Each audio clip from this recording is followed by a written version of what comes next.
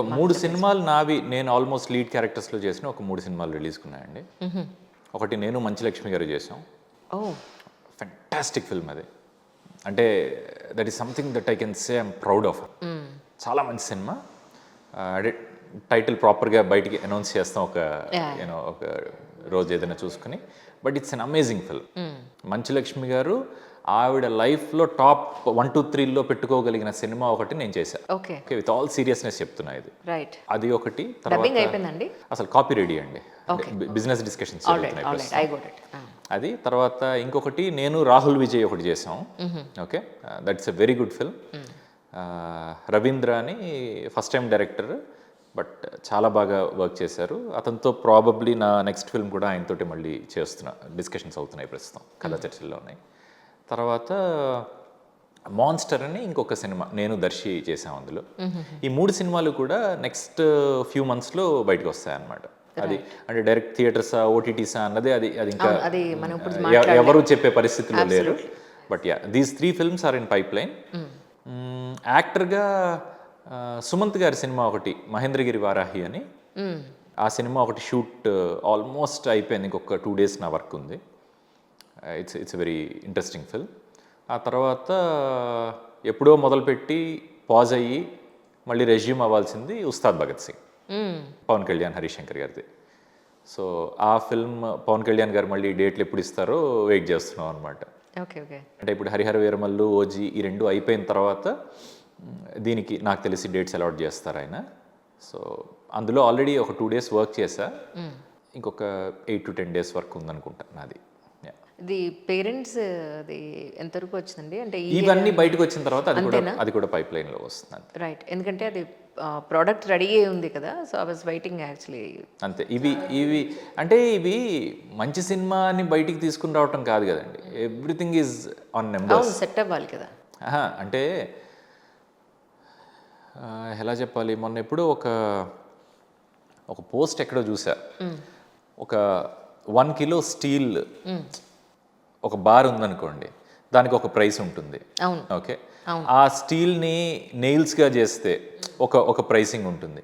అదే ఒక సర్జరీకి కావాల్సినట్టుగా దాన్ని మలిస్తే దాని ప్రైస్ పెరుగుతూ ఉంటుంది. సో ఒకే వస్తువుకి చిన్న ఫామ్ డిఫరెన్స్లో దాని వాల్యూ మారుతూ ఉంటుంది కదా.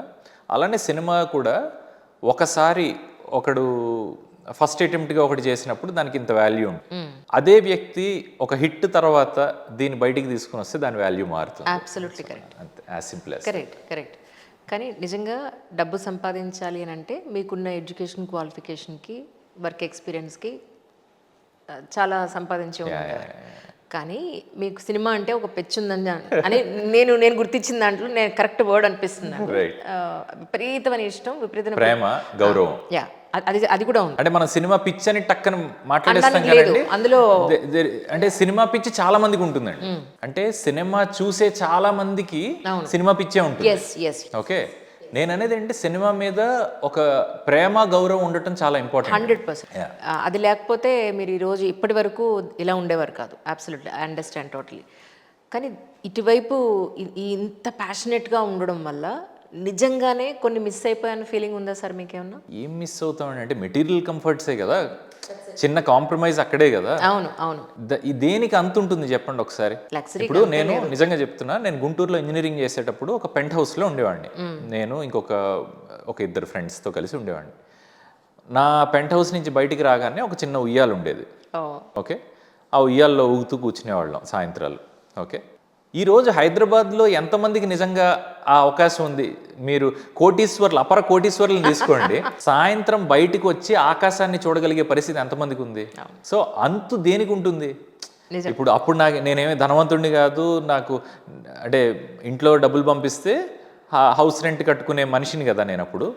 అప్పుడున్న తృప్తి ఇప్పుడు హైదరాబాద్లో ఏ ప్లేస్లో నేను ఉంటే నేను ఆకాశం చూడగలుగుతా, నేను నా రూమ్ బయటకు వస్తే నేను ఉయ్యాలు ఊగగలుగుతా కదా. సో అందుకు మెటీరియల్ కంఫర్ట్స్ గురించి ఎక్కువ ఆలోచించి ఓకే నేను ఏదో పెద్ద మిస్ అయిపోతున్నాను అన్న రిగ్రెట్స్ నాకేం లేవు. ఇలా నేను చూస్తే ఇంకొక సెక్టార్లో నేను చూస్తుంది ఏంటంటే వాళ్ళు ఎంతో సంపాదిస్తారు, పెద్ద పెద్ద ఇళ్ళు కడతారు, పెద్ద పెద్ద ఉయ్యాలు కడతారు, కానీ అనుభవించడానికి వాళ్ళ దగ్గర టైమే ఉండదు, ఆస్వాదించడానికి అసలు టైమే ఉండదు. మనం మనం ఈ పూట ఉన్నాము అని అంటే మన కోవిడ్ చాలా పెద్ద లెసన్ నేర్పించింది కదా. సో నువ్వు అంటే చిన్నప్పటి నుంచి మనల్ని అడుగుతూ ఉంటారు, what is your long term goal, what is your short term goal, 5 years down the line నువ్వేమిటి, 10 ఏళ్ల తర్వాత నువ్వు ఎక్కడ చూసుకున్నావు. 10 ఏళ్ల తర్వాత బతికి ఉండటం చాలా పెద్ద విషయం కదా ఈ రోజుల్లో. 10 ఏళ్ల తర్వాత ఏంటంటే రేపు పొద్దున్న మనం ఉంటున్నామో లేదో తెలియని ఒక భయం కదా. ఇప్పుడు 30sలో ఉన్నవాడికి very healthy and fit body అనుకున్న వాడికి వాడు హార్ట్ అటాక్ వచ్చి వెళ్ళిపోతున్నాడు, మర్నాడు పొద్దున ఉండట్లేదు మనిషి. సో ఈ రోజు మనం ఉన్నామా, ఈ రోజు మనం బాగున్నామా, బాగానే ఉన్నామా, ఇంతకు మించి ఎక్కువ ఆలోచించకూడదేమో అనిపిస్తుంది.